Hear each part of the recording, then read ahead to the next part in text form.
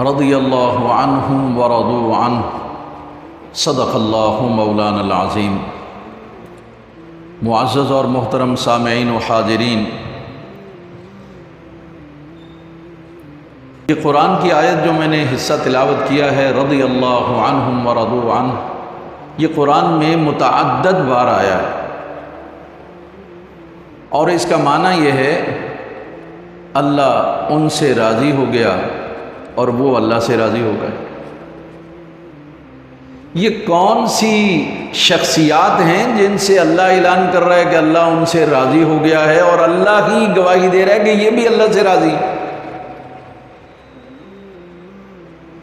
ہم نماز پڑھتے ہیں اللہ کو راضی کرنے کے لیے، زکوٰۃ دیتے ہیں اللہ کو راضی کرنے کے لیے، روزہ رکھتے ہیں اللہ کو راضی کرنے کے لیے، حج کرتے ہیں اللہ کو راضی کرنے کے لیے۔ ہمیں معلوم نہیں ہے کہ اللہ راضی ہوا ہے کہ نہیں ہوا ہے کوئی ایسا شخص جو یہ بتا سکے کہ میرا رب مجھ سے راضی ہے؟ ہاں، علماء سے لوگوں نے جب پوچھا تو انہوں نے بھی ایک نشانی بتائی، کہا جب قلب راحت قلب و نظر محسوس ہو، جب تسکین آئے دل میں، تو سمجھو رب ہم سے راضی ہے۔ لیکن کوئی پکی بات نہیں ہے، ایک راستہ ہے یہ ناپنے کا کہ اگر دل کو تسکین مل رہی ہے، اگر دل کو سکون ہے، اطمینان ہے، خوشی اور مسرت دل محسوس کر رہا ہے، تو سمجھو کہ اللہ راضی ہے۔ یہ تو بات ٹھیک ہے، لیکن پکی بات مہر لگا کے کہ رب ان سے راضی اور وہ اللہ سے راضی، یہ ذات صرف صحابہ کی ذات ہے۔ اب بتائیے کیا ذات ہے صحابہ کرام کی؟ 1,24,000 کم و بیش صحابہ کرام، اور اللہ اعلان کر رہا ہے ان سے میں راضی ہوں اور یہ مجھ سے راضی ہیں۔ ساری کائنات بھی اگر تجھ سے ناراض ہو جائے تو ہو جائے، تیرا رب تجھ سے ناراض نہیں ہونا چاہیے۔ لوگوں کو کوئی راضی نہیں کر سکتا، پر وہ رب ہے، وہ کہتا ہے بس ایک دفعہ پکارے میرا بندہ، وہ لبیک کہتا ہوا حاضر ہوتا۔ یہ حدیث میں موجود۔ تو صحابہ کرام رضوان اللہ علیہم اجمعین کی جماعت وہ ہے جن سے اللہ راضی اور وہ اللہ سے راضی ہیں۔ اس کا اعلان اللہ تعالیٰ نے قرآن میں کر دیا، تصدیق ہو گئی۔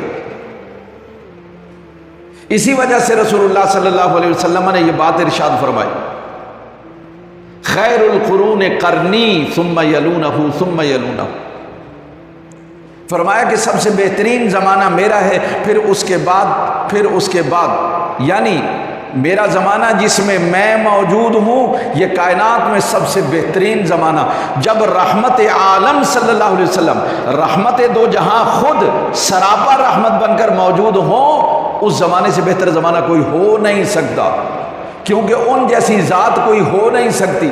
اور پھر فرمایا ثم یلونہ، فرمایا جب میں چلا جاؤں، میرے بعد جو آئیں گے، میرے بعد تو آپ کے بعد تو صحابہ موجود تھے، تو یہ صحابہ کا زمانہ، فرمایا جب صحابہ ہوں تو ان کا زمانہ اس وقت کائنات میں سب سے خیر کا زمانہ۔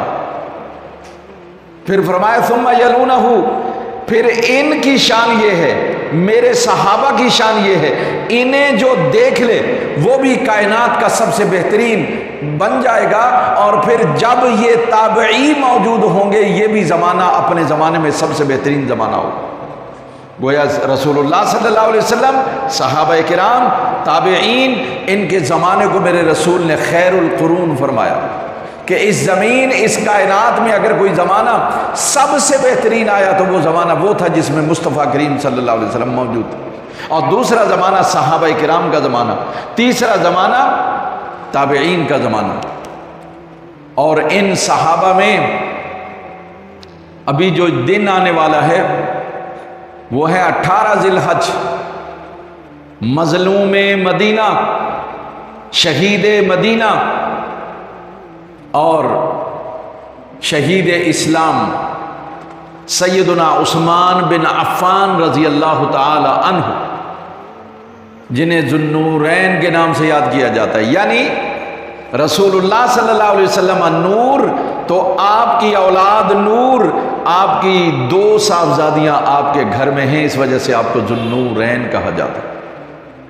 یہ سیدنا عثمان غنی رضی اللہ تعالی عنہ کا یہ مقام اور مرتبہ میرے رسول صلی اللہ علیہ وسلم نے فرمایا تھا، عثمان جب دوسری بھی وفات پا گئی بیوی تو فرمایا اگر اور ہوتی وہ بھی تجھے میں دے دیتا۔ یہ عثمان غنی رضی اللہ تعالی عنہ سے رسول اللہ صلی اللہ علیہ وسلم کو پیار ہے۔ اس کا مطلب ہے جس سے اللہ راضی ہو وہ اللہ سے راضی ہو، اور رسول اللہ صلی اللہ علیہ وسلم اسے اپنے لخت جگر اس کو عطا فرمائیں اور پھر یہ کہیں کہ کاش کہ اور بھی ہوتی وہ بھی تجھے دیتا، اس کا مقام کیا ہے؟ اور پھر یہی وہ عثمان غنی رضی اللہ تعالیٰ عنہ جب ہجرت کر کے آئے مدینہ میں تو یہاں پر ایک کنواں تھا جہاں سے لوگ سارے پانی بھرتے تھے، وہ ایک یہودی کی ملکیت۔ یہ سیدنا عثمان غنی رضی اللہ تعالی عنہ انہوں نے وہ کنواں پہلے آدھا خریدا، اس نے آدھا ہی بیچا تھا، پھر دوسرا آدھا بھی آپ نے خرید لیا اور پورا خرید کر مسلمانوں کے لیے وقف کر دی۔ یہ عثمان غنی رضی اللہ تعالی اللہ نے اجر کا حصہ دیا۔ آج بھی مزرع عثمان آج بھی موجود ہے۔ جو لوگ حج پہ جاتے ہیں، عمرے پہ جاتے ہیں، زیارت کرتے ہیں تو مزرع عثمان پہ جاتے ہیں تو وہ کنواں بھی نظر آتا ہے، وہ کھجوریں بھی نظر آتی ہیں، پانی بہتا ہوا نظر آتا ہے۔ ایک دفعہ تو ایمان تازہ ہو جاتا ہے کہ سیدنا عثمان غنی رضی اللہ تعالیٰ عنہ کا فیض جاری ہے۔ صرف یہ نہیں کہ پانی کا فیض جاری ہے، اس باغ کی جو کھجوریں ہیں وہ بکتی ہیں تو بینک اکاؤنٹ اس حکومت نے، وہ تو بڑی امانت دار حکومت ہے اس حوالے سے کہ انہوں نے عثمان غنی رضی اللہ تعالیٰ عنہ کے نام کا اکاؤنٹ کھولا ہے اور اس میں پیسہ جمع ہوتا ہے ان کے باغ کی کھجوروں کا، اور وہ پھر اللہ کی راہ میں خرچ کیا جاتا ہے۔ یعنی آج بھی عثمان غنی رضی اللہ تعالیٰ عنہ کے اس کنویں کا فیض اس امت کو مل رہا ہے۔ مسجد نبوی میں جو ترقیاتی کام ہوتے ہیں اس میں بھی وہ کام میں آتا۔ تو آپ اندازہ کریں یہ عثمان غنی رضی اللہ تعالیٰ عنہ کی شان، اور وہ بھی تو غزوہ تبوک تھا کہ سید عالم صلی اللہ علیہ وسلم مسجد میں تشریف فرما ہو گئے، بیٹھ گئے، فرمایا بھائی آج لاؤ چندہ لاؤ بھائی، جنگ پہ جانا ہے۔ تبوک جو ہے وہ شام کے پاس، اور وہاں اس وقت عیسائی حکومت تھی، قیصر کی حکومت تھی، لہذا ایک بڑا لشکر مسلمانوں سے جنگ کے لیے تیار۔ نبی صلی اللہ علیہ وسلم نے فرمایا لاؤ بھائی فنڈ جمع کرو، آج مسجد کے لیے فنڈ اگر جمع کر لیا جائے یا پیسہ جمع کیا جائے تو لوگوں کی تیوریاں چڑھ جاتی۔ رسول اللہ صلی اللہ علیہ وسلم نے مسجد میں بیٹھ کر اعلان فرمایا جنگ پہ جانا ہے، آ جاؤ بھائی، ہماری چھاونی تو ہماری مسجدیں ہیں، یہ جو مینار ہیں ہمارے، یہ چوکیاں ہیں ہماری، یہ مورچے ہیں ہمارے، یہ وہ مورچے ہیں جس کا آپ کو تو اندازہ نہیں ہے، لیکن ہندو جب مینار کو دیکھتا ہے تو کہتا ہے نا بھائی اس کو گراؤ۔ کیوں گراؤ؟ کہا خوف آتا ہے اس سے، مینار سے خوف آتا۔ تو سید عالم صلی اللہ علیہ وسلم نے جب اعلان فرمایا تو صحابہ کرام اپنی اپنی بساط اور استطاعت کے مطابق بارگاہ رسالت مآب صلی اللہ علیہ وسلم میں حصہ لے کے آئے۔ یہ وہی موقع تھا جب عمر فاروق رضی اللہ تعالی عنہ نے سوچا دل میں آج تو ابو بکر سے نمبر لے جاؤں، آدھا سامان اپنے گھر کا لے آیا اور آدھا رکھا۔ بارگاہ رسالت مآب صلی اللہ علیہ وسلم میں پہلے آ گئے، ہدیہ پیش کیا، آپ نے قبول فرمایا، پوچھا کچھ گھر میں چھوڑا؟ جی آدھا لایا ہوں، آدھا گھر پہ چھوڑا ہے۔ اس کے بعد سیدنا ابو بکر صدیق رضی اللہ تعالی عنہ آئے تو وہ جسے کہتے ہیں نا جھاڑو پھیر کے ہر چیز لے کے آ گئے۔ تو نبی صلی اللہ علیہ وسلم نے پوچھا ابو بکر تم نے گھر میں کچھ چھوڑا؟ یا رسول اللہ اللہ اور اس کے رسول کو گھر میں چھوڑ کے آئے بس۔ عمر فاروق رضی اللہ تعالی عنہ دیکھ رہے تھے، کہنے لگے یا رسول اللہ صلی اللہ علیہ وسلم عمر کبھی ابو بکر سے آگے نہیں نکل سکتا، عمر کبھی ابو بکر سے آگے نہیں نکل سکتا۔ اور پھر نبی صلی اللہ علیہ وسلم پھر اعلان فرما رہے تھے، آپ نے پھر اعلان فرمایا لیکن ابو بکر نے دل میں سوچا پہلے اعلان کیا تھا سارا کچھ تو میں لے گیا، اب اعلان کیا ہے اب میں نہ لے کے جاؤں تو یہ تو میری غیرت کے خلاف ہے کہ لے کے ہی نہ جاؤں۔ آ گئے، جو لباس پہنا ہوا تھا وہ اتارا، جو قیمتی لباس تھا وہ اتارا اور وہ پیش کر دیا، خود بوسیدہ قسم کا لباس پہن لیا۔ ابھی بارگاہ رسالت میں آپ صلی اللہ علیہ وسلم میں پہنچے، بیٹھے تھے، جبرائیل آ گئے، کہا یا رسول اللہ، اللہ ابو بکر کو سلام کہتا ہے۔ وہ پریشان ہو گئے، رونے لگے کہ مجھے اللہ سلام کہتا۔ عاجزی ان کی ساری، یا تو ہم چھوٹا سا کام کر لیں تو ہم اپنے آپ کو اتنا بڑا سمجھتے ہیں کہ ہاتھ میں نہیں آتے۔ وہ ابو بکر رضی اللہ تعالیٰ نے سب کچھ دے دیا، پھر بھی کہہ رہے ہیں کہ مجھے سلام۔ یا رسول اللہ صلی اللہ علیہ وسلم، اللہ پوچھتا ہے ابو بکر سے پوچھئے یہ اللہ سے راضی ہے؟ خدا بندے سے خود پوچھے بتا تیری رضا کیا ہے؟ تو نبی صلی اللہ علیہ وسلم نے پوچھا ابو بکر کیا آپ اللہ سے راضی ہیں؟ اللہ پوچھتا ہے۔ رونے لگے اور کہنے لگے یا رسول اللہ بے شک بے شک بے شک، میں کیوں نہیں اپنے رب سے راضی، ہر حال میں راضی ہوں اللہ سے۔ اسی موقع پر عثمان غنی رضی اللہ تعالیٰ عنہ تشریف لائے اور سینکڑوں اونٹ، کئی گھوڑے اور کئی سونے کے دینار لے کر کے آئے، اور سونے کے دینار آپ کی گود میں رکھے، اونٹوں کی طرف اشارہ کیا یہ آپ کے لیے لایا ہوں، یہ اونٹ یہ گھوڑے ہیں یہ تیار ہیں، یہ آپ کے لیے لایا ہوں، اور میں نے لشکر کا جو اخراجات ہیں آنے جانے اور کھانے کے وہ میرے ذمے ہیں یا رسول اللہ صلی اللہ علیہ وسلم۔ جب آپ نے یہ سنا تو آپ نے دینار کو ایسے ڈالا جھولی میں اور اس طرح سے آپ ان کو چھلکانے لگے اور فرمایا آج کے بعد عثمان جو بھی کرے اس سے کچھ نہیں پوچھا جائے گا۔ ساری دنیا سے سوالات ہوں گے لیکن عثمان غنی رضی اللہ تعالیٰ عنہ سے اللہ تعالیٰ پوچھے گا ہی نہیں۔ فرمایا اتنی بڑی قربانی، اسی لیے آپ کو مجہز الجیش العسرہ کہا جاتا ہے کہ تنگی کے اوقات میں لشکر اسلام کی تیاری کرنے والا، لشکر اسلام کے تمام اخراجات برداشت کرنے والا یہ عثمان غنی رضی اللہ تعالیٰ عنہ ہے۔ ذرا تھوڑی دیر کے لیے آنکھ بند کریں اور عثمان غنی رضی اللہ تعالیٰ عنہ کو سائڈ پہ کر دیں، کہیں اسلام نظر آئے گا؟ آپ ان کا دور حکومت بھی نکالیں تو آپ کو کہاں اسلام نظر آئے گا؟ اس کا مطلب یہ ہے کہ عثمان غنی رضی اللہ تعالیٰ عنہ اسلام کی ضمانت ہے۔ لیکن ذرا غور کیجئے، مدینہ میں موجود ہیں، ابن سبا کا لشکر اور اس کے جو فتنہ گر تھے وہ آ چکے تھے، سازشیں جاری تھی، سب باتیں سمجھ رہے تھے۔ کہا گیا حضور اجازت دیں ذرا ان سے قتال کریں، لڑائی کریں، جہاد کریں۔ ذرا عشق رسول کا یہ مقام بھی دیکھ لیں، معلوم ہے جان خطرے میں ہے، اور یہ وہ موقع تھا علی نے بھیجا حسن کو حسین کو جاؤ انکل کے گھر کی رکھوالی کرو اور کھانا پانی پہنچاؤ، جن کے دربان حسن اور حسین ہوں تو کوئی حسن اور حسین کا نام لے کر اگر ان پر کیچڑ اچھالے تو کیا کہیں گے؟ وہ دربان ہے۔ لیکن عثمان غنی رضی اللہ تعالیٰ عنہ نے اجازت نہیں دی لڑنے کی۔ پھر ذرا غور کیجئے، 40 دن تک پانی بند کر دیا گیا کہ گھر میں لا کر بھی پانی نہیں پیا جا سکتا، کوئی پلا نہیں سکتا۔ یہ مظلوم مدینہ، یہ قربانی ہے صحابہ کرام کی دین کی خاطر، امت کو فتنے سے بچانے کے لیے 40 دن تک پانی نہیں آیا گھر میں۔ اور سنو، اور تو اور مسجد نبوی کے امام تھے، وہ مسجد نبوی کے خطیب تھے، ان پر پابندی لگا دی گئی کہ آپ مسجد نبوی میں نماز نہیں پڑھ سکتے۔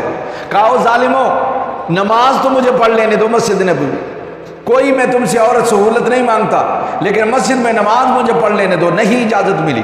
ذرا غور کیجئے، وہ عثمان غنی جن کے اخراجات سے لوگوں کو پینے کا پانی ملے، ان کے لیے خود 40 دن تک ان کے گھر میں پانی نہیں گزرا۔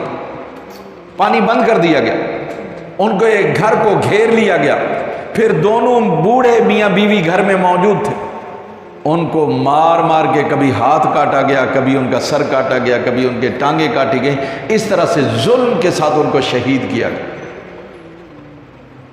ذرا غور کیجیے آپ، اس سے بڑی مظلومانہ شہادت اور کیا ہوگی؟ یہ ہیں مدینہ کے سید الشہداء، تمام شہداء کے سردار، کہ جنگ نہیں ہونے دی، لڑائی نہیں ہونے دی، فتنہ نہیں پھیلنے دیا، کہا جان جاتی ہے تو جائے لیکن یہاں لڑائی نہیں ہوگی، میں نہیں چاہتا میری وجہ سے مدینہ کے مسلمان صحابہ کرام کی جان جائے، ان کا مال جائے، میں نہیں چاہتا، میں یہاں فتنہ اور فساد نہیں چاہتا ہوں۔ ہم نے تو آج کل نہ مسجد چھوڑی، نہ مدرسہ چھوڑا، نہ کوئی نیک اور عیدگاہ چھوڑی، ہم نے کوئی جگہ چھوڑی نہیں جہاں ہم نے جنگ نہ کی اور نہ کر رہے ہیں۔ یہ ہمارا حال ہے، یہ دین ایسے نہیں آ گیا، صحابہ کرام کی شہادتیں، گواہیاں اور ان کی قربانیاں اس میں لگی ہیں، تب جا کر کے یہ دین ہم تک پہنچا ہے بھائی۔ تو سیدنا عثمان غنی رضی اللہ تعالیٰ عنہ کی شہادت کا واقعہ 18 ذی الحج کو ہوا، اور حضرت عثمان غنی رضی اللہ تعالیٰ عنہ، نبی صلی اللہ علیہ وسلم نے آپ کی شان یوں بیان کی، ایک جگہ ایک کنویں کی منڈیر پر نبی صلی اللہ علیہ وسلم تشریف فرما تھے، ابو بکر آئے، اجازت چاہیے، آنا چاہتا ہوں، فرمایا ہاں آ جاؤ۔ آپ نے کوئی رد عمل ریئیکٹ نہیں کیا کہ میں کپڑے ایسے سنبھالوں، ایسے، بس جیسے تھے ویسے، پنڈلیاں آپ کی ننگی تھیں جو آپ نے کنویں میں ڈال رکھی تھی۔ تھوڑی دیر میں عمر فاروق رضی اللہ تعالیٰ عنہ تلاش میں آئے، اجازت مانگی، آ جاؤ، بیٹھ گئے۔ اس کے بعد عثمان غنی رضی اللہ تعالیٰ عنہ آئے تو آپ نے فوراً اپنے پاؤں نکال لیے، نکال کر کے آپ نے پنڈلیاں اپنی ڈھانپ لی۔ یہی واقعہ آپ کو گھر کے اندر بھی ملتا ہے کہ آپ گھر میں تشریف فرماتے اور اسی طرح یہ تینوں ترتیب کے ساتھ آئے۔ پھر جب آپ نے پنڈلیاں ڈھانپی تو گھر میں زوجہ محترمہ ام المومنین نے پوچھا، یا رسول اللہ صلی اللہ علیہ وسلم، میرے ابا ابو بکر آئے آپ بیٹھے رہے، عمر آئے آپ بیٹھے رہے، عثمان آئے تو آپ سیدھے ہو کے بیٹھ گئے اور آپ نے اپنی ٹانگوں کو بھی ڈھانپ لیا، کیوں؟ فرمایا جس سے فرشتے حیا کرتے ہوں اس سے میں حیا کیوں نہ کروں، جس سے فرشتے حیا کرتے ہوں اس سے میں حیا کیوں نہ کروں، مجھے فرشتوں سے حیا آتی۔ اور یہی وجہ ہے کہ خود آپ کی حیا کا تذکرہ کرتے ہوئے نبی صلی اللہ علیہ وسلم نے فرمایا کہ عثمان کی حیا ایسی ہے کہ آپ نے اپنی شرمگاہ کو کبھی نہیں دیکھا، ایک بات یہ حیا ہے، دوسرا اپنے ہاتھ سے کبھی اسے چھوا تک نہیں۔ یہ صرف وہی بتا سکتا ہے جو جانتا ہو۔ نبی صلی اللہ علیہ وسلم اب بیان فرما رہے حیاء عثمان، اس کا مطلب یہ ہے کہ حضرت عثمان رضی اللہ تعالی عنہ سب سے زیادہ حیادار انسان تھے۔ رسول اللہ صلی اللہ علیہ وسلم کے بعد سب سے زیادہ حیادار انسان حضرت عثمان غنی رضی اللہ تعالی، اور پھر یہ عثمان غنی رضی اللہ تعالی عنہ ہی تھے جنہیں جامع القرآن بھی کہا جاتا ہے۔ اب آپ کہیں گے جی جامع القرآن تو ابو بکر ہیں، کیونکہ قرآن کو انہوں نے جمع کیا، تو یہ کیسے جامع القرآن ہے بھائی؟ وہ بھی جامع القرآن، یہ بھی جامع القرآن۔